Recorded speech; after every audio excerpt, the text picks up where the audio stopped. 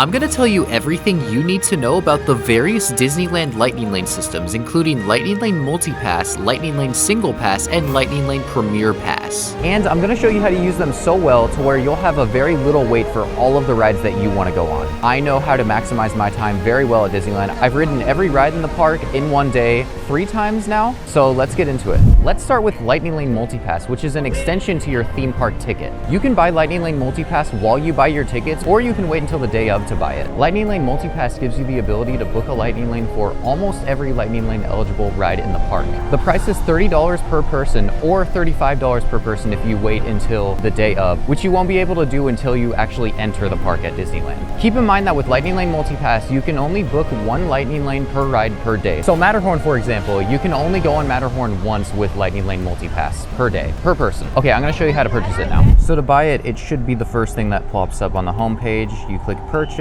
and then you'll be able to get Lightning Lane Multipass. By the way, if you don't have the Disneyland app, you're gonna need it for using your Lightning Lanes. So definitely go get the Disneyland app. Okay, now I'm gonna show you how to book your first Lightning Lane. So basically, you'll be on the Disneyland app, click on the little 3 dots, click on the ride shows and Lightning Lane entries, and it's gonna show you the tip board. So this right here is basically all of the rides that you're going to be able to book for and the return time that you can book for it. So for example, Mickey and Minnie's Runaway Railway, I can get a Lightning Lane right now for 10:10 a.m. and it's currently 9:15. So I'm going to click that one and confirm, and boom, and it shows actually that my selection was edited to 10:35 to 11:35 because I guess it's in high demand right now, but that's okay. So now I have a Lightning Lane for Mickey and Minnie's Runaway Railway. The return time is for 10:35 to 11:35. That's when I'm going to be able to go over to the Lightning Lane entry and use the Lightning Lane. It's important noting though that you can actually use these Lightning Lanes about 5 minutes early and 15 minutes late, so this return time is more like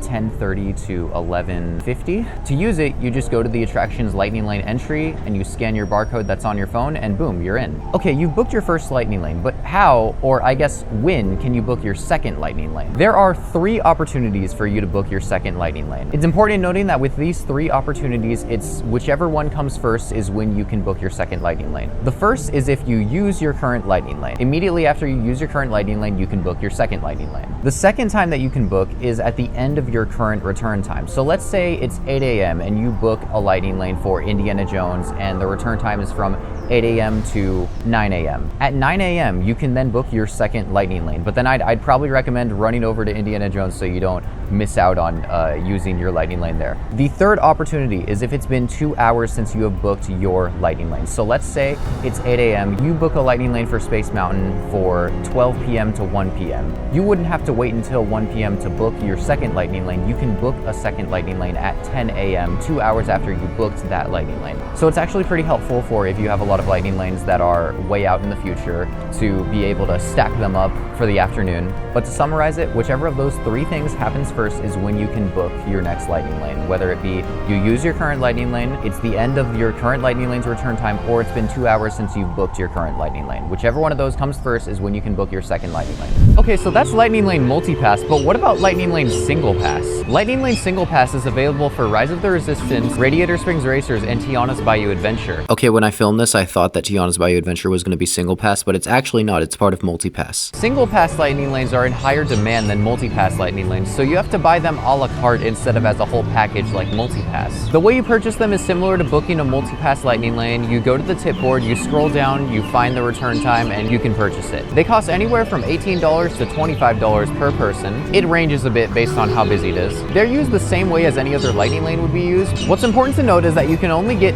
2 Single Pass Lightning Lanes per person per day. So if you wanted to ride Radiator Springs Racers, Tiana's Bayou Adventure, and Rise of the Resistance all in one day, you wouldn't be able to get a Single Pass Lightning Lane for just one of those. You could buy it for 2, but not 1. Also important to note that with Single Pass Lightning Lane, you don't have to worry about the 2-hour rule because it's not Multipass Lightning Lane. It's a little bit different, so they're just kind of completely separate from Multipass Lightning Lane. Okay, let's say you're tight on time, you don't think you're going to be able to make your current Lightning Lane. Thankfully, there's actually a pretty easy and efficient way to fix this, and it's called modifying your Lightning Lane. In order to do that, you would go to the ride shows and Lightning Lane attractions, you'd go to the My Day section, which is basically where it's going to show you all of the things that you have planned for your day, and you'll see your Lightning Lane attraction. Click on the little 3 dots and click Modify Plan. Now, when you hit Modify Plan, it's going to show you whatever the newest return time is, so I can change my current return time for Mickey and Minnie's Runaway Railway, or if I wanted to, I can select a new ride. If maybe I don't want to go on Mickey and Minnie's, I want to go on a different ride, I can pick a completely different ride.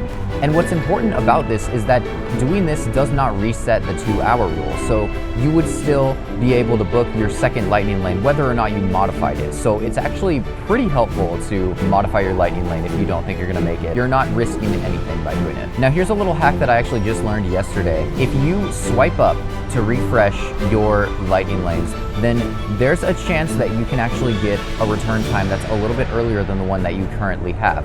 So right now I'm swiping up. I'm gonna see if I can get an earlier return time. It doesn't work every time, and you might be swiping up for quite a bit, but it can really come in clutch, and it can get you on these rides a lot faster than you thought you could get on them. Just yesterday, I was riding every ride at Disneyland, and I switched my Indiana Jones lightning lane from like 3 p.m. to 11 a.m. by doing this. Because basically what it's doing is it's taking, let's say someone like cancels their lightning lane, it's basically you're taking their spot, but you have to like constantly be refreshing to catch it. So like right here, I got 10:30, so okay, like a 5-minute difference. It's not a whole lot, but it's something. And after I filmed all of this, Disney announced a new tier of lightning lanes, so I figured I really want to get this in the video, so here we are. Lightning Lane Premier Pass is the ultimate Disney lightning lane package. For a whopping price of $300 to $400 per day per person, you can purchase this service and it will give you 1 lightning lane entry for every single lightning lane eligible ride. This includes the single pass lightning lane rides as well. But the main kicker about this pass is that you do not have to worry about booking return times. That is something that only the multi-pass people and the single pass people have to worry about. So basically you just go up to the lightning lane scanner, scan your ticket, and no matter the time, you can go on the ride. You don't have to worry about when you can book your second lightning lane or the 2-hour rule or any of that crap. You just get to go on the rides at any time you want. It's worth noting that Premier Pass right now is under very limited quantities, so they're not selling it out like crazy, but you can purchase this up to 2 days before your planned visit. Now I have a lot of thoughts about Premier Pass that honestly I want to save for a whole separate video on its own that I want to put on my Patreon. So if you haven't already, you should join my Patreon. It's only $2 a month. You can get a whole bunch of content and a whole bunch of extra perks just for $2 a month. But anyways, to kind of summarize it, Premier Pass is not marketing towards people like you and me, the people who actually want to learn how these lightning lane systems work. You're watching this video because you want to know, oh, how am I going to be able to book a lightning lane when I'm in the park? Or when can I book my second lightning lane? This pass is for people who do not care about that and just want to pay extra money so that they don't have to worry about that. That's all you're really getting with the extra money that you're paying for this. Because that's the thing, Lightning Lane Premier Pass is not a separate lightning lane line that people get to go into. It's the same lightning lane line as the people who use multi-pass or who use single pass are using. If anything, if I were to buy Lightning Lane Premier Pass, I would kind of feel like I'm getting scammed because you're going in the same line as the people who paid $30 and you paid $400. That feels like a scam to me. To be fair though, I can see this being a little bit helpful because I know for a fact that the lightning lane return times can get really hectic for some rides like, you know, Indiana Jones, Matterhorn, Guardians of the Galaxy. But with good planning and with the swipe up strat, which I just explained earlier, you can get around this and you won't have to pay $400. If anything, I would just recommend that you go to the park another day or a couple other days because $400 for lightning lanes is, to me, that just seems kind of crazy. I don't know. Anyways, that's all I'm gonna say on this part. We're gonna move on to the next section. Another important thing to know about lightning lanes is multi-experience passes. Now, don't get this confused with Lightning Lane Multi-Pass. I don't know why they renamed it to Lightning Lane Multi-Pass. I'm not gonna lie, it sounds way too similar to Multi-Experience Pass, but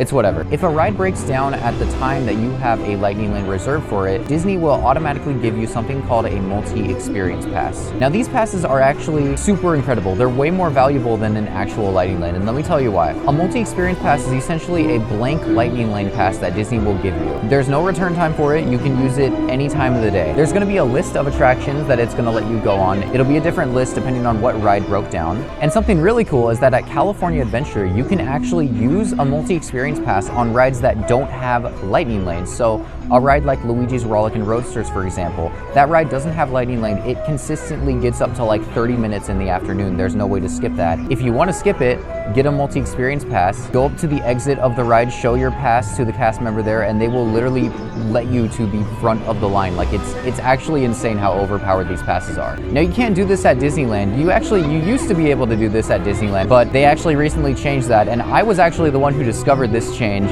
and I was put up on WDW News Today. So it really shows just how much of an expert I am with lightning lanes at Disneyland. Like I said, what you can use this pass on depends on what ride broke down. Like for example, you can't use an Autopia multi-experience pass on like Space Mountain. There's a list of attractions that it'll show you, and you can use it on any of those rides that are on the list. Now I'm actually in the process of creating a master list that shows every ride that any multi-experience pass can use. It's a crazy spreadsheet that I have going on right here. It's a work in progress, but if you happen to get a multi-experience pass, could you do me a favor, screen record it, tweet it at me at Trev_127. It'll help me a lot in putting together this list so I can share it with you all. One final thing to know about Lightning Lane to ensure that you get on all the rides you want is this list right here. Lightning Lane return times sell out based on how much people are booking for a specific ride. And this list right here shows you the order that the Lightning Lane return times will go out. So if you just book them in a top to down order, kind of similar to what's here,